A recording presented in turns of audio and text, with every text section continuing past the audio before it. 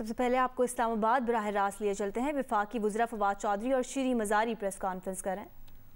Respect करें international humanitarian law और ensure करें कि जो इनकी डीलिंग्स हैं इजरायली हुकूमत के साथ वो वायलेट नहीं करती इन कवानीन को in the occupied Palestinian territory और जेरूसलम। तो ये भी बहुत इम्पॉर्टेंट है कि थर्ड स्टेट्स पे एक फॉर्मल ऑब्लिगेशन कर दिया, आपने ज़िम्मेदारी दी है कि उनको ये ओबे करना होगा।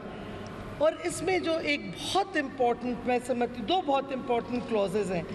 एक तो है कि सेक्रेटरी जनरल जो है UN के वो रिसोर्सेज प्रोवाइड करेंगे इस कमीशन को और क्या कहते हैं कि इम्प्लीमेंट हो, और जो office of the high commissioner of human rights है UN के, उस ऑफिस ने लॉजिस्टिकल और टेक्निकल सपोर्ट इस कमीशन को देते रहना है जब तक ये इट विल रिपोर्ट पीरियोडिकली, और ये कमीशन अब इस्टेब्लिश हो गई है विद नो सनसेट क्लॉज। और फाइनली जो सबसे इम्पॉर्टेंट इशू है, जो मैं इम्पॉर्टेंट पॉइंट है इस रेजोल्यूशन का, कि सारे मुल्कों पे, और ये मैं आपको पढ़ के सुनाती हूँ, क्लॉज 7 जो है, urges all states to refrain from transferring arms where they assess in accordance with applicable national procedures and international obligations and standards that there is a risk that such arms may be used in the commission of facilitation of serious violations or abuses of international human rights और violations of international humanitarian laws.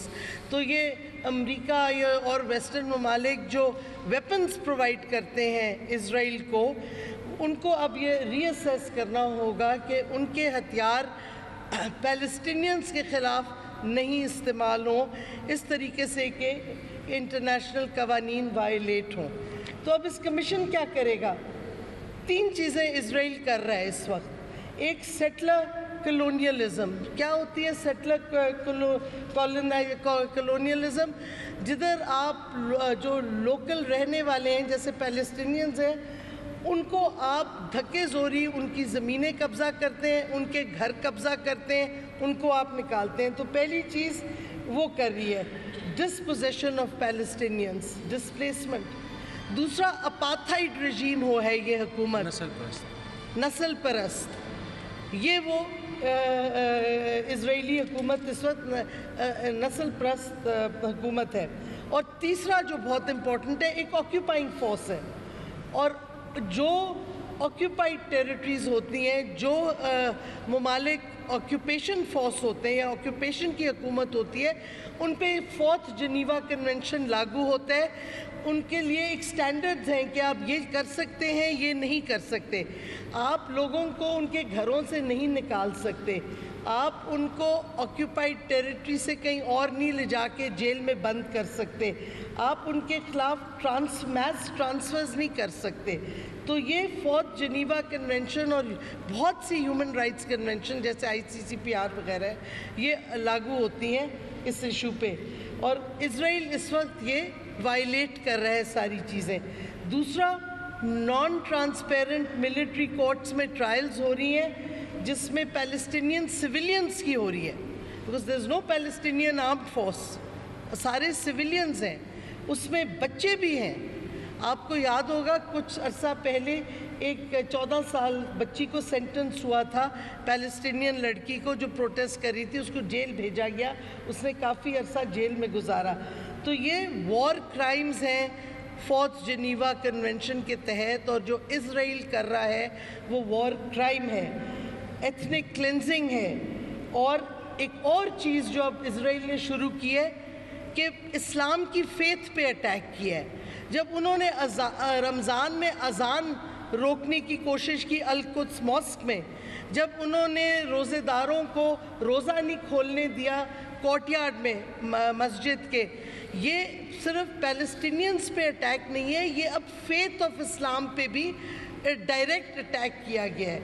और इस वास्ते ये जो commission अब बनी है ये बहुत इम्पॉर्टेंट है। और मैं ये कहती जाऊँ कि ये मॉडल रेजोल्यूशन का और ये कमीशन और जो इस पे इसको पावर्स दी गई हैं, मैं समझती हूँ पाकिस्तान को ये प्रेसिडेंट अब बन गया है तो पाकिस्तान को जिसकी OIC की सपोर्ट में जो इन्होंने रेजोल्यूशन पेश की, पाकिस्तान को इसी तरह की रेजोल्यूशन हिंदुस्तान और कश्मीर पे भी अब पेश करनी चाहिए, क्योंकि ये बहुत इम्पोर्टेंट प्रेसिडेंट्स है।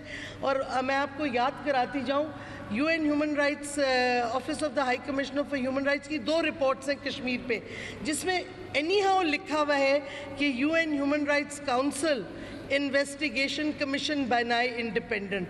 तो पैलेस्टाइन पे ये बहुत अच्छी बात हुई है कि बन गया है। अब वक्त आ गया है कि कश्मीर पे भी पाकिस्तान उतना ही एक्टिवली OIC से सपोर्ट ले। और ये मैं अब बताती जाऊँ, बहुत ममालिक हमें इंसानी हकूक़ की बातें करते हैं, यूरोपियन ममालिक करते हैं, और पाकिस्तान पे बहुत सी बातें होती हैं। ये इंसानी हकूक़ की बात हो रही है, जुल्म और तशद्दुद की हो रही है इज़राइल में। तो इधर किन ममालिक ने, यूरोपियन ममालिक, जर्मनी ने इस रेजोल्यूशन के ख़िलाफ़ वोट दिया है, फ्रांस ने एब्सटेन किया है, क्या कहते हैं, ऑस्ट्रिया ने इसके ख़िलाफ़ वोट दिया है, चेक रिपब्लिक ने वोट इसके ख़िलाफ़ दिया है, डेनमार्क ने एब्सटेन किया है, यूनाइटेड किंगडम ने इसके ख़िलाफ़ वोट दिया है। तो जब हमें यूरोपियन यूनियन इंसानी हकूक़ की बातें करता है, ये याद रखें कि ऐसे मौक़ों पर इंसानी हकूक़ वो भूल जाते हैं और अपनी इंटरेस्ट को देखते हैं, और बेसिक जो जुल्म और तशद्दुद हो रहा है, और इन ममालिक में लोग निकले हैं प्रोटेस्ट करने के लिए, लेकिन उसके बावजूद इन्होंने वोट दिया है। जापान ने भी एब्सटेन किया है, इंडिया ने एब्सटेन किया है, नहीं सपोर्ट की ये रेजोल्यूशन। और हमें वाज़े हो गया हिंदुस्तान ने क्यों नहीं सपोर्ट की, क्योंकि वो वही चीज़ें कर रहे हैं ऑक्यूपाइड जम्मू एंड कश्मीर में जो इज़राइल कर रहे हैं ऑक्यूपाइड पैलेस्टाइन में।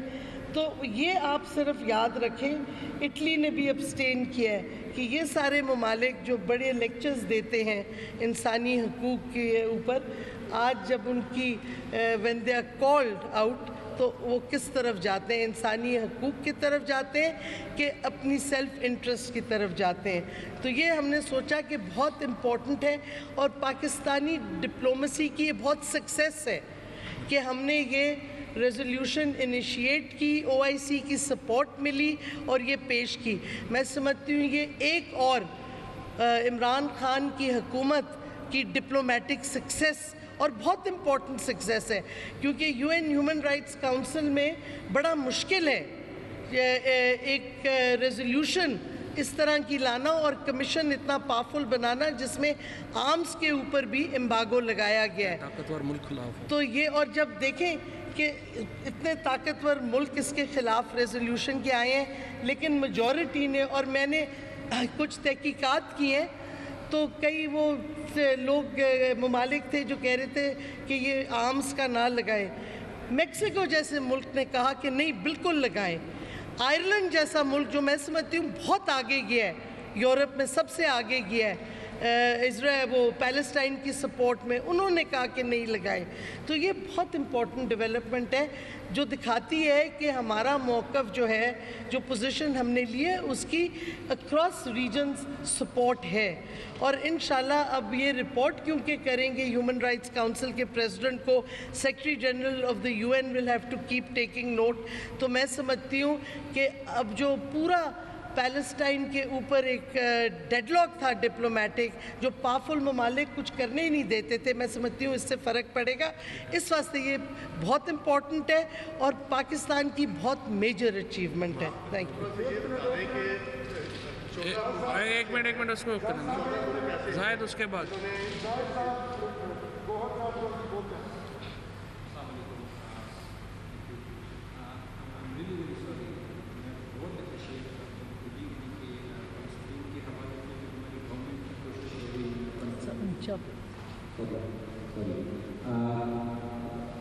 हमारी जो यहाँ पर इंसानी हकूक़ से मुतल्लिक़ पार्लियामेंट बिल आए हैं, छोटे सवाल है।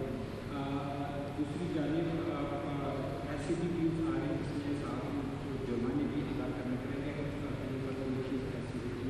कहीं मीडिया को कंट्रोल करने की कोशिश नहीं हो रही है। आई एम सॉरी, मैं करता हूँ, ये फ़लस्तीन पे रहे आप जायद।